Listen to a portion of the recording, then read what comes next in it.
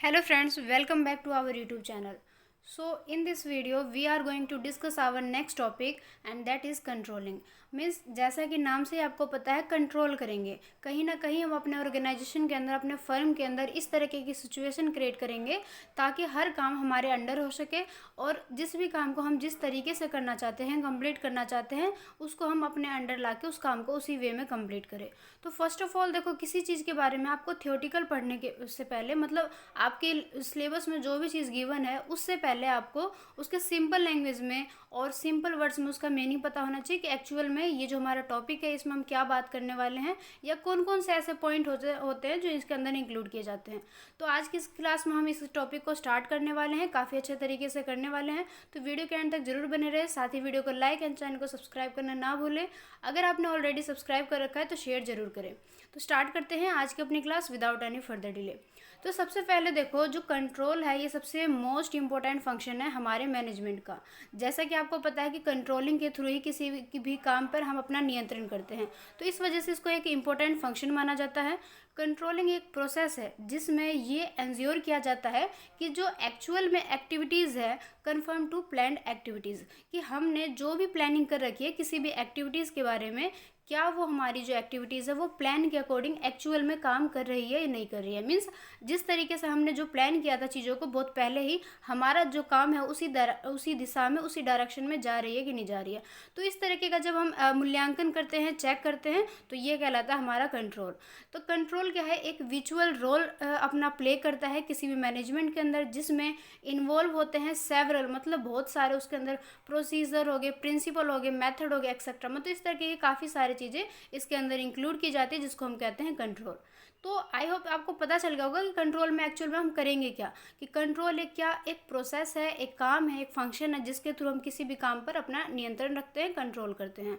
तो इसके बारे में काफ़ी ब्रीफली समझने वाले हैं। इसके अंदर काफ़ी सारे पॉइंट है, काफ़ी सारे टॉपिक है, इसके टाइप्स है, बहुत सारी चीज़ें, इसका जो एरिया है काफ़ी बड़ा है।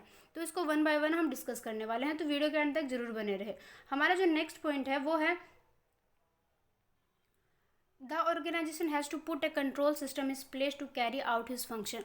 जो कंपनियाज है, जितने भी ऑर्गेनाइजेशन है, वो कंट्रोल सिस्टम को इस तरीके से करती है कैरी, ताकि जो फंक्शनिंग का काम है वो सही तरीके से उनका हो सके।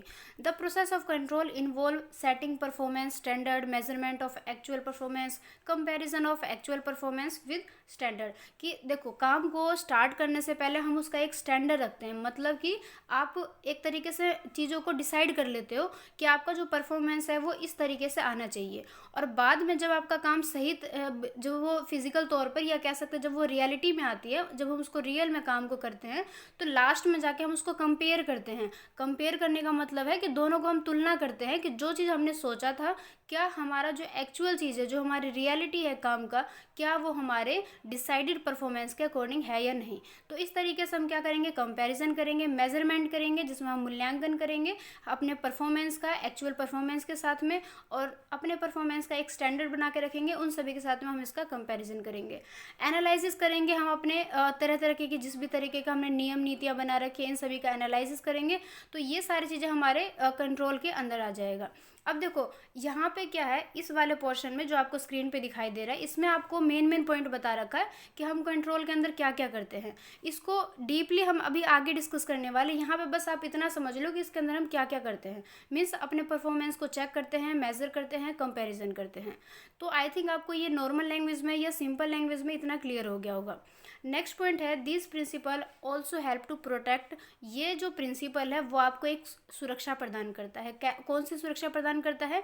यह आपके ऑर्गेनाइजेशन के अंदर आपके एसेट्स को, मतलब आपकी संपत्तियों को, आपकी लायबिलिटीज़ को, मीन्स आपके दायित्व को, और रिसोर्सेज को, जो भी आपका स्रोत है या जिस भी रिसोर्सेज के थ्रू आप अपना प्रोडक्शन का काम कर रहे हो, अपनी सर्विसेज प्रोवाइड कर रहे हो, तो इन सभी को एक प्रोटेक्शन देता है, एक सुविधा देता है, या कह सकते हैं इनको एक सुरक्षा देता है। कौन देता है? Controlling.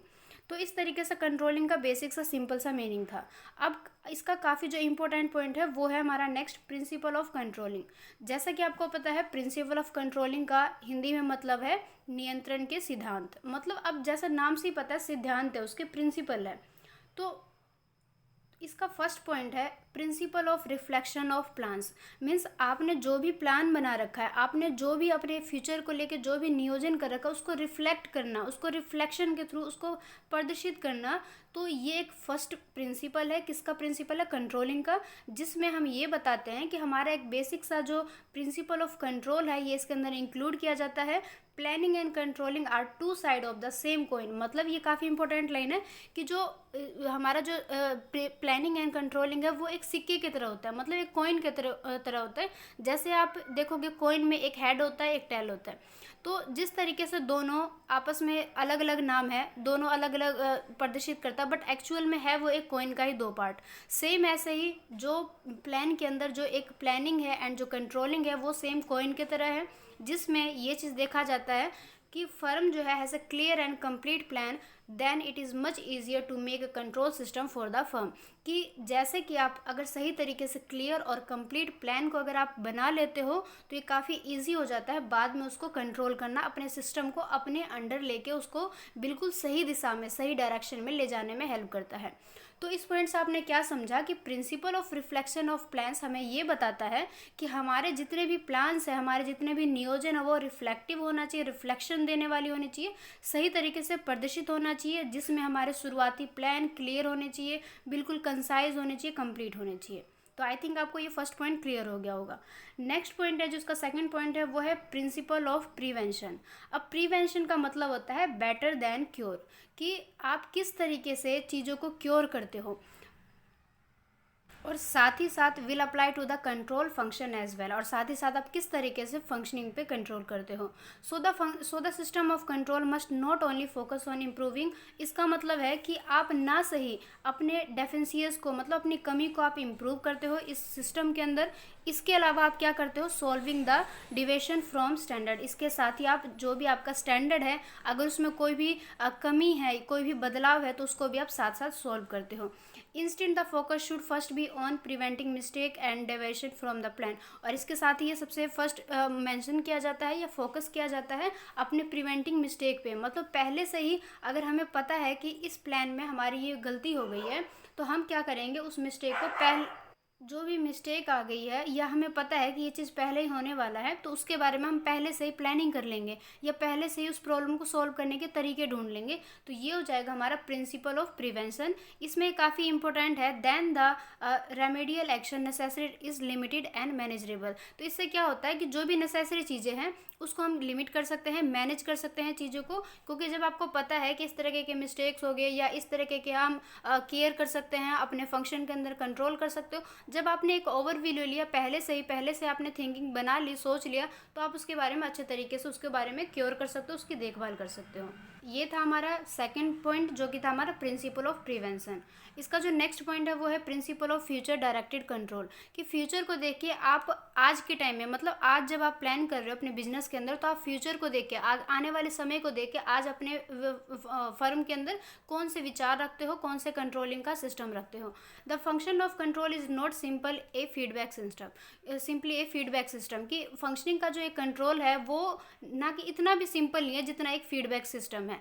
The manager should able to receive any deviation from standard and shortfall from the goals of the company. कि जैसा कि आपको पता है कि मैनेजर को ऐसा हो सकता है या उनको इसके लिए एबल होना चाहिए, उसके अंदर ये कैपेबिलिटी होनी चाहिए कि वो किस तरीके से आए हुए बदलावों को देख सके और पहले से उसके बारे में जान सके और उसके लिए एक स्टैंडर्ड तरीका रख सके, अपने गोल को अचीव करने में कोई भी प्रॉब्लम ना आने दे। मतलब कहने का मतलब है फ्यूचर को देखते हुए फ्यूचर में क्या रुकावटें आने वाली है, क्या प्रॉब्लम्स क्रिएट होने वाली है, या फ्यूचर में कौन कौन से ऐसे अपॉर्चुनिटीज़ है जो कि हमारे फर्म के लिए, हमारे ऑर्गेनाइजेशन के लिए काफ़ी बेनिफिट है। तो उनको देख के आज जो हम प्लान करते हैं वो आ जाता है हमारा principle of future directed control में। कि मतलब फ्यूचर का देख के आज ही हमने कंट्रोल कर लिया, प्लान बना लिया।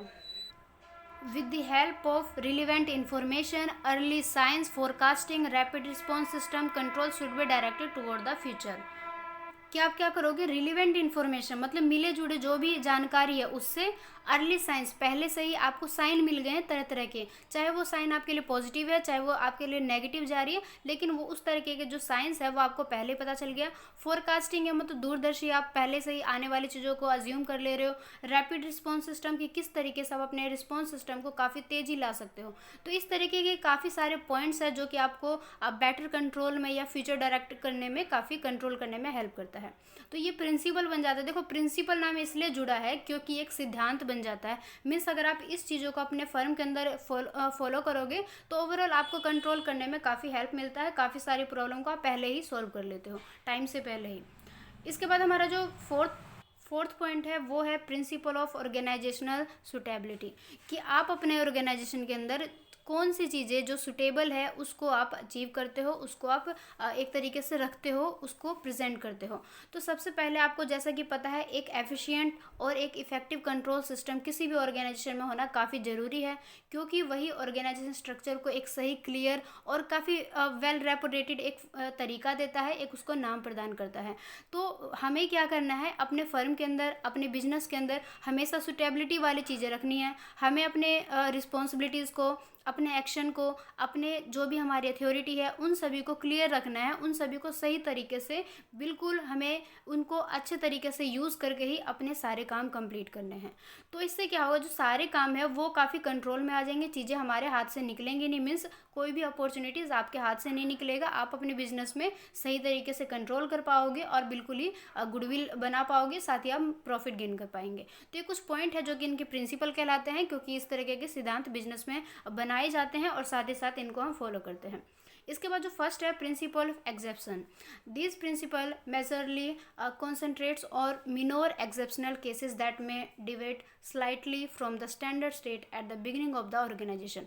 कि इस प्रिंसिपल के अंदर मेनली जो हम कॉन्सेंट्रेट करते हैं या जो सबसे ज़्यादा हम इन चीज़ों को देखते हैं वो कुछ एक्सपेक्टेड केसेस होते हैं। जैसे कि आपको पता है कि कुछ चीज़ें जो फ्यूचर में होने वाला है आपने एक्सपेक्ट कर लिया और आपको पता है कि हाँ ये चीज़ें होने वाली है, तो आपका जो मेन कॉन्सेंट्रेट है या मेन जो आपका ध्यान है, ऑब्जेक्टिव है, उसी पे चला जाता है। तो ये क्या है, प्रिंसिपल ऑफ एक्सेप्शन कह रखा कि आपने कौन सी मान्यता बना रखी है, कौन सी अवधारणाएं बना ली हैं आपने पहले ही अपने बिजनेस के अंदर, कि कौन कौन सी चीज़ें हैं जो कि आपको आपके बिजनेस में डिस्टर्ब कर सकती है, आपकी ग्रोथ को अफेक्ट कर सकती है। तो इन चीज़ों को आप पहले से अज्यूम कर लोगे, एक अजम्पशन बना के इन सभी को सॉल्व कर लोगे, या इन सभी के बारे में पहले से ही जानकारी एकत्रित कर लोगे। इसके साथ ही कहा गया है it also take care that these exception may not disturb और affect the growth of the organisation. और ये काफ़ी टेक केयर करने में, मतलब देखभाल करने में हेल्प करता है, जिससे आपका बिजनेस है वो किसी भी तरीके से डिस्टर्ब नहीं होता, उसके ग्रोथ पे किसी भी तरीके के अफेक्ट नहीं आते हैं। तो ये था हमारा प्रिंसिपल ऑफ एक्सेप्शन के बारे में। नेक्स्ट जो सिक्स पॉइंट है वो है principle of assurance of objective. ये एज्योर करता है that by detecting the deviation in the work the objective of the company are achieved on a quick and more effective basis. कि ये principal हमें ये बताता है कि जो भी हमारे ऑब्जेक्टिव है, जो भी हमारे उद्देश्य हैं, उसको हम किस तरीके से क्विक वे में, जल्दी तरीके से अचीव कर सके, और जल्दी अचीव करने के साथ साथ ही उसको हम मोर एफिशिएंट बेसिस के तौर पर अचीव करें। तो ये हमारे प्रिंसिपल ऑफ एश्योरेंस ऑफ। तो आई थिंक आपको यहाँ तक क्लियर हो गया होगा। नेक्स्ट जो पॉइंट है वो है प्रिंसिपल ऑफ एक्शन। एक्शन का नाम से ही जैसे कि आपको पता है कि आपने कौन कौन से कदम लिए हैं या कौन कौन से आपने वर्क किया है, काम किया अपने फर्म के अंदर, अपने जहाँ पे भी जो भी आपका वर्क प्लेस है। तो इसके अंदर प्रिंसिपल ऑफ एक्शन हमें ये बताता है, इसके अंदर इस सिद्धांत को फॉलो किया जाता है कि जितने भी फंक्शनिंग का काम है ये जस्टिफाइड किया जाता है only positive remedial action is taken. कि हमें अपने फर्म के अंदर जहाँ पे भी हम काम कर रहे हैं उनके अंदर जो भी फंक्शनिंग का काम है उसको इस तरीके से हम कंट्रोल करेंगे ताकि हमारा जो रेमेडियल है वो पॉजिटिव हो सके। मीन्स हमने जो भी एक्शन लिया वो हमारा पॉजिटिव तरीके से होना चाहिए, उससे हमें बेनिफिट मिलना चाहिए, मतलब लॉस की तरफ हमें नहीं जाना है। ओनली पॉइंटिंग आउट डेविएशन और shortfalls from standard is not enough. कि जैसे कि आपको पता है सिर्फ इस पे पॉइंटेड नहीं होना, या ये चीज़ हमें नहीं देखना कि हम किस तरीके से स्टैंडर्ड वे मेंटेन रख सकें। This has to be action to correct this deviation from standard through planning, organisation, leading, staffing and हर सच फंक्शन ऑफ मैनेजमेंट। किस तरीके को हम किस तरीके से कंप्लीट कर सकते हैं? प्लानिंग के थ्रू, ऑर्गेनाइजिंग के through, leading, staffing and other कुछ थोड़े से अलग भी फंक्शन है जिसके थ्रू हम मैनेजमेंट का काम कर सकते हैं और अपने प्रिंसिपल ऑफ एक्शन को हम बना के रख सकते हैं। मीन्स अपने एक्शन को काफ़ी अच्छे तरीके से, बेटर तरीके से प्रेजेंट कर सकते हैं, जिससे हमारे फर्म के अंदर हमें, हमारी जो फर्म है उसकी गुडविल बनी रहेगी, साथ ही साथ हमें पॉजिटिव तरीका मिल सकेगा, पॉजिटिव एक उससे प्रॉफिट मिल पाएगा। उसके बाद नेक्स्ट पॉइंट है प्रिंसिपल ऑफ स्टैंडर्ड। स्टैंडर्ड का मतलब होता है कि जो भी आपने फ्यूचर को सोच के आज एक आपने सेटअप कर लिया या कोई भी चीज़ आपने डिसाइड कर लिया कि आपका जो प्रोडक्टिविटी है, आपकी जो प्रोडक्टिविटी है वो कैसी होनी चाहिए, मीन्स आपकी जो सर्विसेज है वो कैसी होनी चाहिए, मीन्स फ्यूचर को देख के आपने क्या क्या सोच लिया, क्या क्या डिसाइड कर लिया, एक स्टैंडर्ड बना लिया है चीज़ों को। तो वो जो सिद्धांत है जिसके अंदर हम कंट्रोल करके अपने स्टैंडर्ड को बनाए रखते हैं वो कहलाता है principles of standard. For effective control in the organisation the company set a common standard that need to be achieve by the workers. कि इसके अंदर क्या करते हैं, कंपनी जो है एक स्टैंडर्ड तरीके से ऐसे इफेक्टिव एक स्टैंडर्ड बना लेते हैं ताकि हम अपने इफेक्टिव कंट्रोल के द्वारा ऑर्गेनाइजेशन के अंदर इन सभी को अचीव कर सके, जो कि हमारे कौन करेंगे, हमारे वर्कर, हमारे जो एम्प्लॉय है वो हमारी हेल्प करेंगे इस चीज़ में, और हम एक इफेक्टिव कंट्रोल के थ्रू इन चीज़ों को हम अचीव करेंगे। उसके बाद में ये चीज़ नोट किया जाता है, they will not work on the drawback, कि कोई भी चीज़ हमारे ड्रॉबैक नहीं होनी चाहिए, काम जो हमारा ड्रॉबैक की तरफ नहीं जाना चाहिए। This lead to the smooth functioning of the organisation, और जो भी हमारा काम है वो फंक्शनिंग है वो हमारा स्मूथ तरीके से, जैसे स्मूथ नाम से ही पता है कि मुलायम होना चाहिए, सेम वैसे हमारा जो फंक्शनिंग का काम है काफ़ी सॉफ्टली होना चाहिए, स्मूथ होना चाहिए, आसान होना चाहिए। तो आई थिंक आपको ये 8 पॉइंट क्लियर हो गया होगा। नेक्स्ट पॉइंट है हमारा टाइप्स ऑफ कंट्रोल मैकेनिज्म। ये भी काफ़ी इंपॉर्टेंट पॉइंट है, इसको भी हम बिल्कुल वैसे ही करेंगे जैसे अपने लास्ट टॉपिक को किया है। तो ये स्टार्ट करने से पहले मैं आपको एक बात बता दूं कि जहाँ तक हमने क्लियर किया है तो वहाँ तक अपने कॉन्सेप्ट को बिल्कुल क्लियर रखना, चीज़ों को बिल्कुल सही तरीके से समझना, कहीं पे भी कोई कन्फ्यूज़न हो तो वीडियो को रिपीट करके देख लेना। साथ ही अगर फिर भी कन्फ्यूज़न हो तो आप कॉमेंट के थ्रू मुझसे पूछ सकते हो, क्योंकि ये जो वीडियो है स्पेशली इसलिए ही है ताकि आपके जो कॉन्सेप्ट है वो क्लियर हो सके, आप अपने एग्ज़ाम में अच्छे तरीके से उसको लिख सके, अच्छे तरीके से अपना एग्ज़ाम दे सके और अच्छे मार्क्स ले सकें। क्योंकि अगर आप कॉन्सेप्ट को ही क्लियर नहीं रखोगे तो वीडियो देखने का भी देखो आपको कोई फ़ायदा नहीं है। तो अपने कॉन्सेप्ट को हमेशा क्लियर रखना, वीडियो के थ्रू बिल्कुल ऐसे पढ़ना कि आपको हर चीज़ें बिल्कुल क्लियर रहें। तो स्टार्ट करते हैं अपना नेक्स्ट टॉपिक, वो है टाइप्स ऑफ कंट्रोल मैकेनिज्म। अब ये क्या है इसको देखते हैं। Controlling is a major function, management function. जैसा कि आपको पता है कंट्रोलिंग जो है एक मेजर मैनेजमेंट का काम है, हमारे फंक्शनिंग का काम है।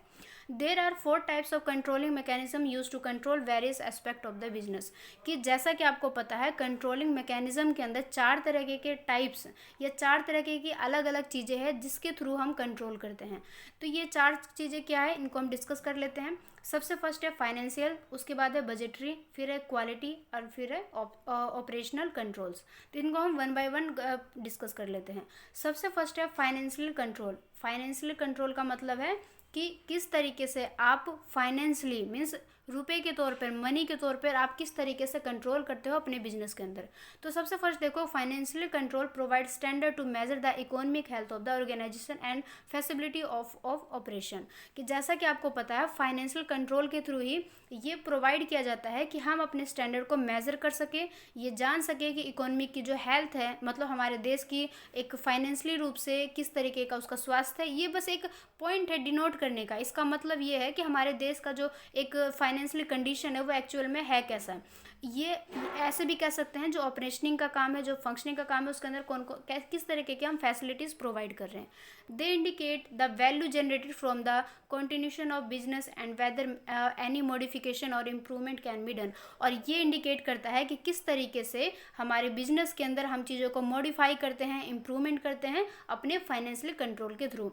तो ये हमारा फर्स्ट पॉइंट था जो कि हमें बताता है फाइनेंशियल कंट्रोल क्या है और ये हमारा किस तरीके से रिलेट करता है किसी भी बिजनेस के अंदर। उसके बाद सेकंड है फाइनेंशियल स्टेटमेंट।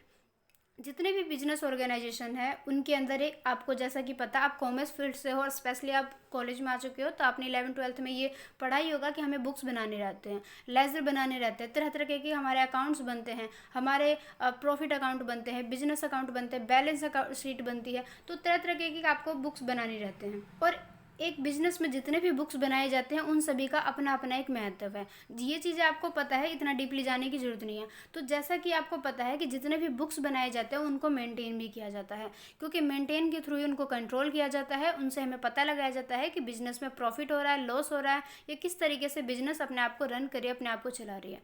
तो इसमें क्या है, साथ ही साथ अपडेट किया जाता है चीज़ों को, इसमें एक तरीके से ऐड किया जाता है, या कोई भी चीज़ अगर हमारे लिए अगर एक्स्ट्रा हो जाता है या वो चीज़ें हमारे लिए सही नहीं है तो उसको हम हटा भी देते हैं।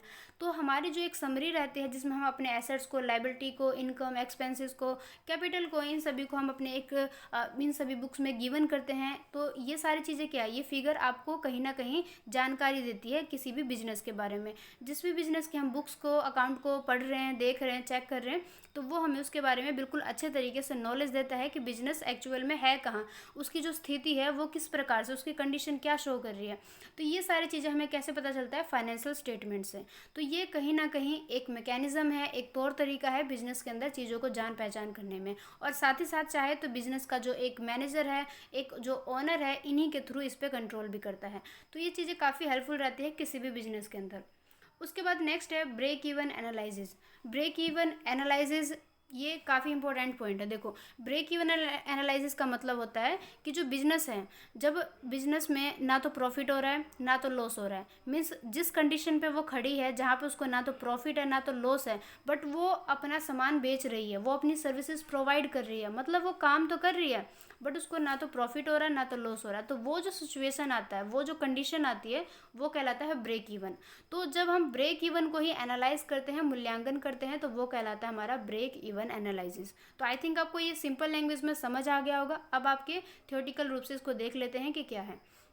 ब्रेक इवन एनालिसिस आपको हेल्प करता है चीज़ों को जानने में कि point of no profit no loss. जैसे कि मैंने आपको पहले ही बता दिया कि ये एक पॉइंट होता है, कंडीशन होता है जहाँ पे किसी भी फर्म को ना तो प्रॉफिट होता है ना तो लॉस होता है, जिसके अंदर सिर्फ अपने आप को एक बना के रखते हैं। बस वो काम तो कर रही है फर्म, लेकिन वो उस कंडीशन पर खड़ी है कि बस बिजनेस को जैसे जैसे चला रही है। जैसे हम कई बार बोल देते हैं ना कि बिजनेस बस जैसे तैसे चल रही है, कोई फ़ायदा नहीं है उस बिजनेस से, तो सेम वही कंडीशन है यहाँ पे। तो इससे हम फाइंड आउट करते हैं कि कंपनी की परफॉर्मेंस कैसी है, बिजनेस आगे में अब फ्यूचर में बढ़ भी सकती है या फ्यूचर में जाके वो बिल्कुल ही डूब सकती है। तो इस तरीके की चीज़ों का पता हम ब्रेक इवन एनालिसिस के थ्रू ही पता करते हैं। तो ये सारे पॉइंट जो है, जितने भी आप पढ़ रही, सारी चीज़ें कहीं ना कहीं कोई ना कोई इन्फॉर्मेशन हमें प्रोवाइड करती है, जिसके थ्रू हम बिजनेस को एनालाइज करते हैं। कंट्रोलिंग में कहीं ना कहीं ये सारी चीज़ें आपको हेल्प प्रोवाइड करती हैं। उसके बाद है रिटर्न ऑन इन्वेस्टमेंट, जिसको हम शॉर्ट फॉर्म में ROI भी बोलते हैं, रिटर्न ऑन इन्वेस्टमेंट। कि आपको आपके इन्वेस्टमेंट पे कितना रिटर्न मिल रहा है, कितना प्रॉफिट मिल रहा है। आपने जो अमाउंट, जो मनी आपने इन्वेस्ट किया है किसी भी बिजनेस के अंदर, किसी भी फर्म के अंदर, कहीं पे भी, तो उससे आपको मुनाफा कितना मिल रहा है, आपको लाभ कितना मिल रहा है, तो वो बताता है आपको रिटर्न ऑन इन्वेस्टमेंट के थ्रू। तो ये क्या है, एक एनालिसिस में, एक कंट्रोलिंग में कहीं ना कहीं हर पर्सन को हेल्प करता है। एज ए इन्वेस्टर अगर आप अपनी बात करोगे तो इसके थ्रू आप जान पाओगे कि आपको कितना प्रॉफिट मिला, कितना लाभ मिला। अगर हम एज अ ओनर बात करें तो रिटर्न ऑन इन्वेस्टमेंट के थ्रू हम ये जानते हैं कि हमारा जो बिजनेस है, क्या वो इन्वेस्टमेंट को सही तरीके से यूज़ करके हमारे इन्वेस्टर्स को सही लाभ दे रहे हैं कि नहीं दे रहे, हमारे फर्म के लिए ही वो चीज़ें प्रॉफिट में जा रही है कि नहीं जा रही है। तो इन चीज़ों को हम रिटर्न ऑन इन्वेस्टमेंट के थ्रू पता करते हैं। तो ये सारे पॉइंट है, ये एक तरह से टूल माना जाता है, इंडिकेट करता है, हमारे चीज़ों को डिसीजन लेने में हेल्प करता है। साथ ही साथ ये बताता है कि जो फर्म है उसका जो डेस्टिनेशन है वो किस तरीके का है, वो किस तरीके से अपना रवैया दिखा रही है। ये एक तरीके से टूल्स माना जाता है। मतलब जैसे कि आपको पता है, टूल के थ्रू हम कहीं ना कहीं किसी भी चीज़ को ठीक कर देते हैं। सेम वैसे आप क्या करोगे, ROI का यूज़ करके, एक टूल के तौर पर उसको यूज़ करके इम्प्रूव करोगे फाइनेंशियली परफॉर्मेंस को। क्योंकि इसके थ्रू आप जान जाओगे ना कि बिजनेस प्रॉफिट में जा रहा है कि लॉस में जा रहा है। मीन्स वो अपना काम एक तरीके से प्रॉफिट में लेके जा रही है कि लॉस में लेके जाने वाली है फ्यूचर में। अगर आपको पता है फ्यूचर में प्रॉफिट है, तो आप कहोगे हाँ हमें इसी तरीके से आगे भी काम करना है। बट आपको पता है कि फ्यूचर में आपको लॉस मिलने की संभावना है, तो आप क्या करोगे, उन चीज़ों को इम्प्रूव करोगे। जो भी आपकी कमियां हैं आपके बिजनेस के अंदर, आप उनको दूर करोगे। एज अ ओनर हमारी सारी जिम्मेदारियां होती है, और अगर आप इसको खुद पे ही लोगे तो एज अ ओनर आप इन्हीं चीज़ों को सोचोगे। तो इस तरीके से क्या करेंगे, हम इम्प्रूव करेंगे चीज़ों को, बिजनेस को दूसरों के साथ कंपेयर करेंगे कि हमारे जैसे जो प्रोडक्ट जो दूसरे बिजनेसमैन बना रहे हैं तो उनके तुलना में या उनके कंपैरेटिवली भी हमारे जो बिज़नेस है या हम जिस तरह के काम कर रहे हैं वो हमारा ज़्यादा प्रॉफिट है या उनका ज़्यादा प्रॉफिट है, या वो बिज़नेस लॉस में जा रही है कि हम लॉस में जा रहे हैं, ऐसा हम कंपेयर करते हैं। जैसे कि आप देखो क्लासमेट के साथ ही जब हम एग्ज़ाम दे के आते हैं तो हम कंपेयर करते हैं कि तुमने कितना किया, हमने कितना किया। ऐसा करते हैं ना हम अपने फ्रेंड सर्कल में कि हम देखते हैं कि तुम्हारे ज़्यादा नंबर है कि मेरे ज़्यादा नंबर है। तो सेम वैसे एक बिजनेसमैन भी कंपेयर ही करेगा अपने दूसरे बिजनेसमैन के साथ में। तो इस तरीके से क्या करेंगे, ROI एक टूल के तौर पे यूज़ करके कंपेयर करने में हेल्प करेगा कि दूसरे बिजनेसमैन किस तरीके से काम कर रही है और हम कैसे कर रहे हैं। तो इससे क्या है, आप अपने परफॉर्मेंस को बेटर तरीके से कंडक्ट कर सकते हो, चीज़ों को सही तरीके से संभाल सकते हो। उसके बाद जो नेक्स्ट डी पॉइंट है रिस्पॉन्सिबिलिटी अकाउंटिंग। अब रिस्पॉन्सिबिलिटी अकाउंटिंग का मतलब है कि आप अपने अकाउंटिंग के अंदर अपने दायित्व को किस तरीके से निभाते हो। मतलब आपका जो भी काम है, आपका जो भी एक प्लेस है, जो भी आपकी पोजीशन है किसी भी फर्म के अंदर जहाँ पे भी आप काम कर रहे हो, तो आप अपने अकाउंटिंग के अंदर आप अपने एक वर्क प्लेस पे अपनी रिस्पॉन्सिबिलिटीज़ को कैसे निभा रहे हो, या आपकी जो रिस्पॉन्सिबिलिटी है वो फाइनेंशियली कंट्रोल में किस तरीके से हेल्प कर रही है। तो रिस्पॉन्सिबिलिटी अकाउंटिंग जो है एक सिस्टम है जो कि फाइनेंशियली कंट्रोल करने में हेल्प करती है। एक तरीके से इसको रिस्पॉन्सिबिलिटी सेंटर की तरह से माना जाता है, और इस सेंटर के खुद के ऑन कॉस्ट होते हैं, खुद के रेवेन्यूज़ होते हैं। इनका एक ऑब्जेक्टिव रहता है एक डेफिनेट परफॉर्मेंस को मेज़र करना, साथ ही साथ चीज़ों को डेवलप करते हुए दूसरों के साथ में कंपेयर करके अपने स्टैंडर्ड को मेंटेन रखना। ये सारी आ जाता है हमारे रिस्पॉन्सिबिलिटी अकाउंटिंग के अंदर। इसके साथ में इसका एक एग्जाम्पल भी दे रखा है जो भी बताता है कि किस तरीके से हम चीज़ों को कंपेयर करके अपने आप के परफॉर्मेंस को बेटर तरीके से कर सकते हैं। उसके बाद जो नेक्स्ट पॉइंट है वो है रेशियो एनालिसिस। रेशियो एनालिसिस के अंदर ये मतलब जैसे आपको पता है रेशियो, हमने 11th-12th में, या आप अभी फर्स्ट सेमेस्टर में हो तो आपने 11th-12th में कई तरह के सम सॉल्व किए होंगे जिसमें हम रेशियो में करते हैं कि हमारा प्रॉफिट का कितना रेशियो है, हमारा लॉस का कितना है, या हमारे जो शेयर है उनका रेशियो क्या है, जितने भी पार्टनर है उनके बीच में किस तरीके से डिवाइड हो रहा है। तो ये सारे रेशियो तरह तरह की चीज़ों में यूज़ किया जाता है। तो जब हम इन रेशो को ही एनालाइज करते हैं, मूल्यांकन करते हैं, तो वो कहलाता है हमारा रेशो एनालिसिस। तो इसके अंदर हम फाइंड आउट करते हैं चीज़ों को कि किस तरीके से आइडल रेशो हमारे एलिमेंट्स को, हमारे बैलेंस शीट को, या हमारे जो फाइनेंशियल स्टेटमेंट है उसको एनालाइज करने में हेल्प करेगा। ये रेशो एनालिसिस आपको हेल्प करेगा प्रॉफिटेबिलिटी में, साथ ही साथ ये हेल्प करेगा आपको प्रॉफिटेबिलिटी को जानने में, लिक्विडिटी को जानने में, आपकी जो बिज़नेस है उसका क्या पोजीशन है, उसकी गुडविल कैसी है, साथ ही साथ उसको कंपेयर करने में काफ़ी हेल्प करेगा।